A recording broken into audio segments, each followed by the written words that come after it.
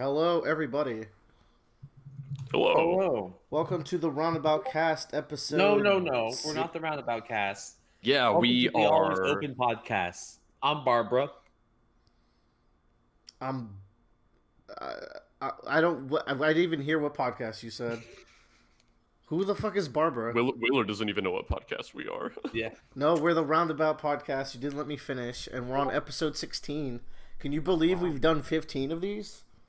I know. What's That's chapter as many 16 of as- One Piece? That If we were a would One Piece be manga, what would we be? that would be in Syrup Village, I think. No, it's Buggy. Well, damn.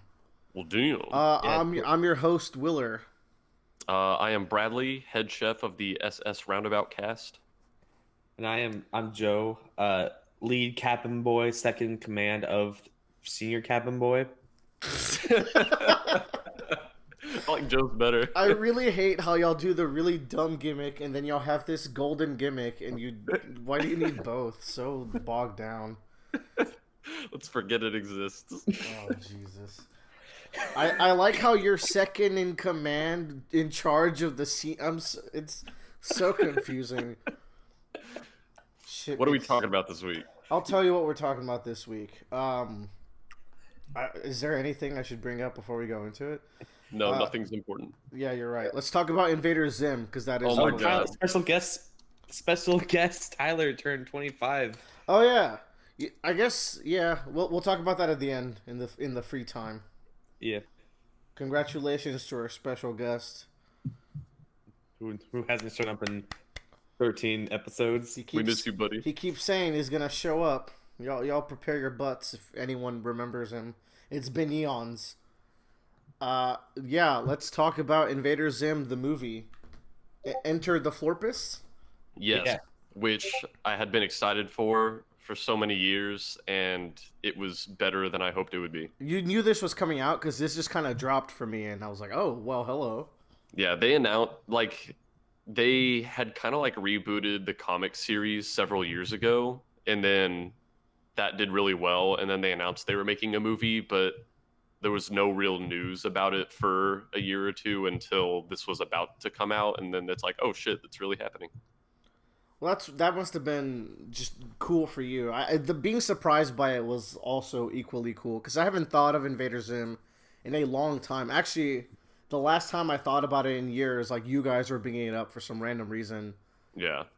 I was really excited though because for the whole time that I was aware there was going to be a movie, I expected it to be the same kind of, I guess, art style and same quality as the show, which I really enjoyed the show. It was one of my favorite cartoons when I was little, but I think the movie is just even so much better that I was just really satisfied. I feel like art style, they nailed it. It was just way more quality. No, I agree. I was kind of, so Netflix did a thing where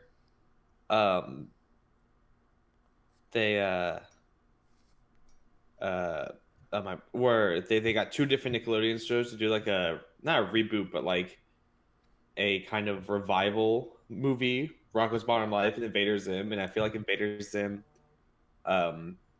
really killed it compared to the Rocko's Modern Life one. I didn't know that Rocko's Modern Life came out. Yeah. There you go. It flew relatively under the radar compared to Invader Zim. It had zero memes compared to the hot new meme from Invader Zim. Yeah, Scientifically impossible. Mm-hmm. The Rocko's Modern Life one, it just was I was never a really big fan of Rocko's Modern Life, but this one was just oh, we're gonna do a meta thing about this movie, and I think if you do that for your reboot immediately, it's kind of it's really stale, and it really doesn't have any meaning to it. If you look at 21 Jump Street versus 22 Jump Street, 22 Jump Street is great because you already had 21 Jump Street, which can be on its own. But Vader Zim felt like another episode that was longer in the series, Should I watch, on a side note, should I watch 22? Because I haven't seen it yet. Is it better? Welcome to 22 Jump Street cast. Yeah. I think 21 is better, but I think 22 is still a really good sequel Okay. to it. Anyways, Zim, right. Yeah. So, like you said, this feels like a episode but longer. Um, I agree, and that's actually kind of a problem I had it with the end. But let's get there when we get there. Uh, I like the meta joke of Zim has been on the toilet for a year in real time, but it's also like why he's disappeared in our perception of time for a long time as well. Yeah, and I think they kind of did this purposefully because they knew there would be a lot of people watching this movie who hadn't necessarily watched the show. Or watching the entire Um, series. Like so I have, That's me. Yeah. I haven't seen the entire series. Yeah. So since Zim was gone for so long, there's a lot of what feels like and is exposition speech, but I think because he was so long, since he was gone for so long There you go. in the context of the movie, I think it at least makes some sense for the characters to be saying like, "Oh yeah, Zim, remember him?" It also makes sense for him doing something that stupid, like sitting on a toilet and planning for a year and Yeah, 'cause forgetting it's- half of his plan. It's totally what he would do. Yeah. yeah. Seeing gross fat Dib was horrendous though. Jesus Christ. Yeah. It's, Post time skip did. and speaking of like, this is 100% a Dib movie. I felt like this movie was all about him in my mind. Yeah. Well, Dib's in more episodes than Zim is in the series. Yeah. What? Yeah. Oh yeah. There Dib is the there main are character. episodes without Zim. Yeah, there's some episodes that he just doesn't even show up, or maybe he shows up for like a minute in it. Yeah. Well, there's got to be episodes where Dib doesn't show up as well. Yeah. Oh Well, yeah, for yeah. sure. There are episodes where like Zim goes into space and like there's one in particular I remember where he's in the battle arena or stuff. It's one of my favorite episodes because it's like my favorite part of Invader Zim is when Zim like has to mellow out and just like be an actual person for like a hot second. Yeah. Like I always think that's funny. I was hoping that there would be more of that this movie. I was hoping this would be more about Zim than Dib, even though I think Dib is like a quote unquote better character. Yeah.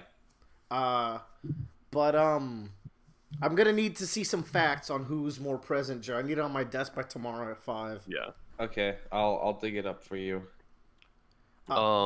Here's something I wanted to throw out about the movie. Kind of in relation to the show.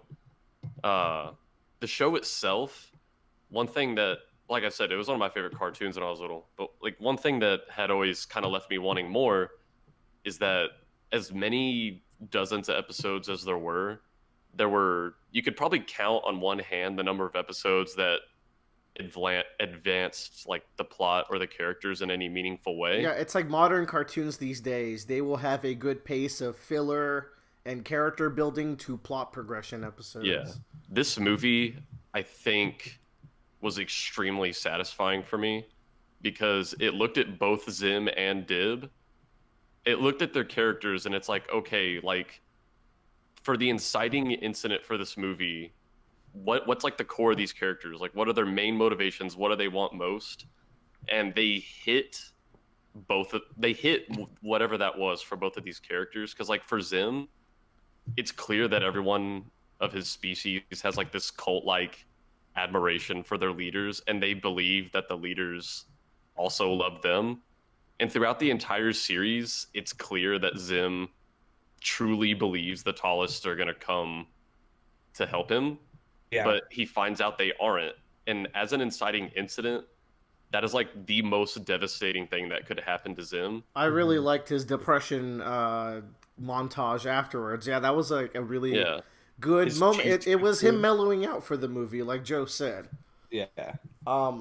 That being said, the ending of this is so blank slate. Even the tallest could somehow feasibly come back, and the only big difference is now that there's a big fish monster as Dib's second dad. That's like the lasting effect here. Yeah, I think maybe they didn't want to rule out the series being totally done, even though this kind of felt Yeah. like a Well, let's finish it off. I guess that's what like I was surprised at. I was like, I thought this movie would be the last time I would see these characters, and I thought it'd be the perfect chance to close off all their stories. But even Dib, who has like a lot of character moments this movie, his dad in the end still doesn't fully believe him about all the things that he has extremely proven right and just I actually think that's what makes the movie. Really? I think that's extremely important to the movie that Dib's dad at the end still does not believe this stuff happened. Damn, that is my fundamental flaw with the movie. Explain why you think that. Zim's inciting incident. For Dib, it's kind of the same thing it always was in the series, that he desperately wants to prove that these supernatural things, specifically Zim, exist. And we even kind of get to learn why in the movie when he's in jail. Like why he obsesses over this so hard, because he thinks if humanity saw that these amazing things existed in the universe, they would just stop worrying about the little things. I thought that was a really good motivation.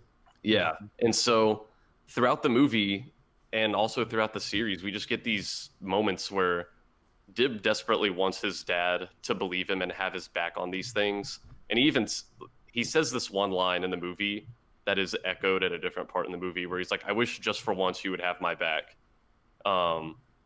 And so this is really hurting Dib throughout the movie, that his dad doesn't believe these things. And a big reason it hurts is because he thinks his dad is not proud of him. But one of my favorite parts of the movie is when he says, I'm going to prove these things are real to you so you will be proud of me. And his dad says, I'm always proud of you. Like, it doesn't matter. Like, he's always proud of him.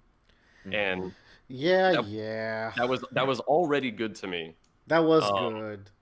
But man, And I liked it even better because I think it would be the easy route for him to say, oh, I'm always proud of you. And then to have him be like, oh, Dib was right all along. Now I'm like actually really proud of you. I think also like kind of thinking of a more like trying to piece it together to a more real life perspective, like Dib's dad not really believing in the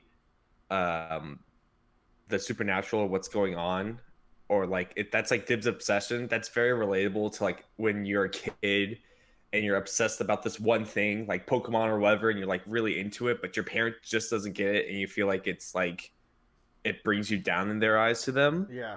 And it's just kind of a way. It's just another way of like showing, like, no, it doesn't. Like, you can, like, I don't understand why you enjoy this, but that doesn't make me think less of you. Like, it's just.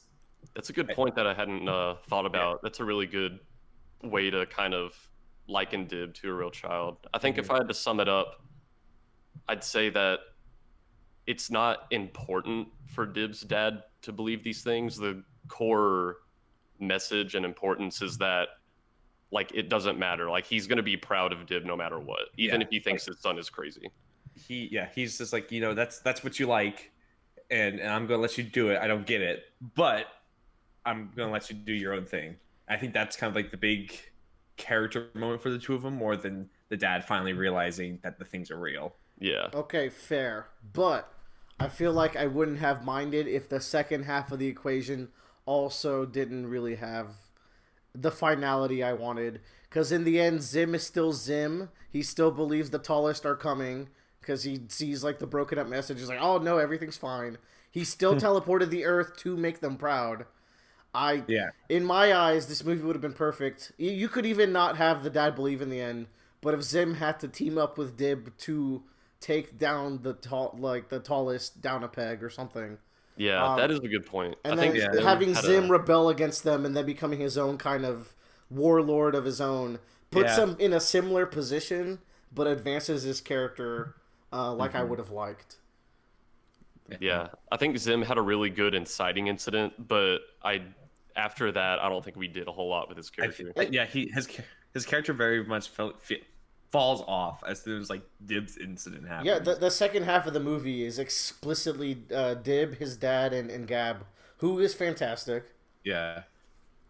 One last thing I wanted to bring up on my end is, coming into this movie, I was worried, like, how does the comedy of the TV show that basically, in my eyes, started LOL's random humor, how would that hold up in 2019? Because in my mind, even watching old clips, I was like, the voice acting and the dialogue and just how into it the characters are makes this still funny. It's still a good execution of that kind of humor, even if that kind of humor can be painful at times. I thought they did a really good job, with the exception of Gurr. Looking back on it, like Yeah. every Yeah. single thing about Gurr is, he's got his cute Gurr- moments, but like every once in a while, he's just like, oh my gosh, shut the Gurr- fuck up, Gurr. Yeah, Gurr's the most outdated character in that show for sure. I'd Yeah. say this would have Out- also been a good chance to kind of update his humor a little bit, but he stayed Yeah. firmly in his roots. Yeah, outside of that, I thought this movie was just like genuine clever I humor. mean, the opening itself with the punchline of "I'm 12 years old." Jesus Christ, that was so... Yeah, no, I totally agree. Outside of Gurr, like this movie was hilarious consistently. and and the dad like meteoriting himself down the earth and then like kamehamehaing the entire. I, I Professor believe Membrane is a badass. we watched this movie. Well, it was your guys' second time, but I was watching it the first time with you guys. And I was just like, I couldn't believe what I was watching there for some of that ending. Oh, it was It great. was nuts. I was too. I was just like, what? What? Why? How? Yeah.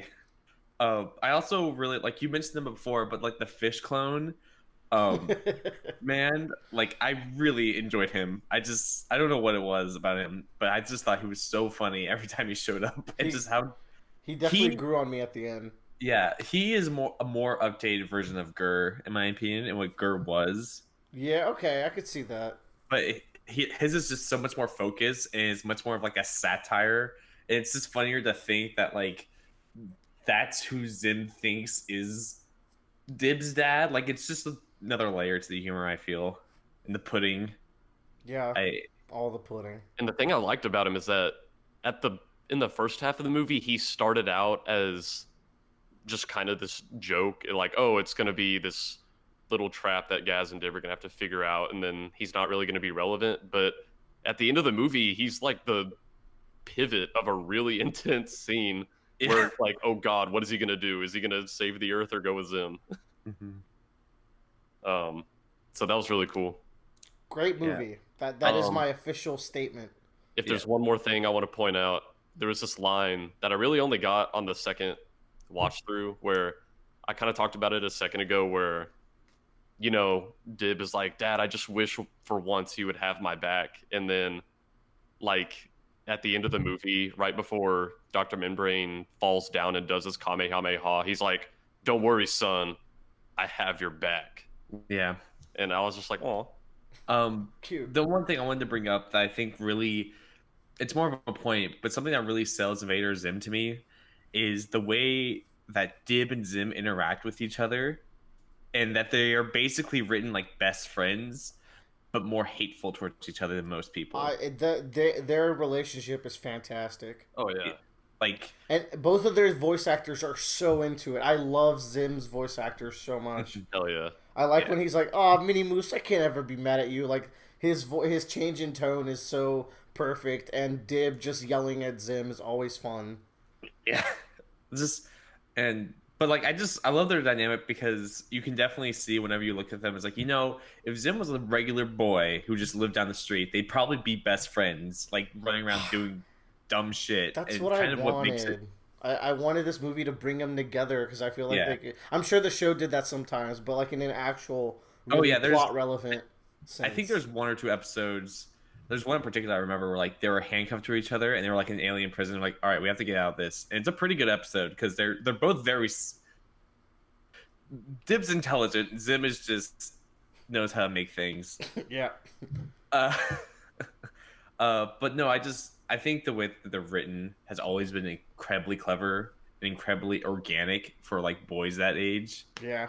So it's just like, I don't know. I've always loved their dynamic. It's Anyway, a good movie. it is a good movie. Four, You should go 4 watch out it. of 5. Brr. Yeah. Also, very pretty. We forgot to mention that. Very Incredibly- what? It's very pretty. Very pretty. Very pretty. Yeah, though there was some scenes, especially like with some of the events in the end of the movie, where it just looks gorgeous. Hell yeah. Yeah, Yeah. go watch it. It's on Netflix. Have fun. Yeah.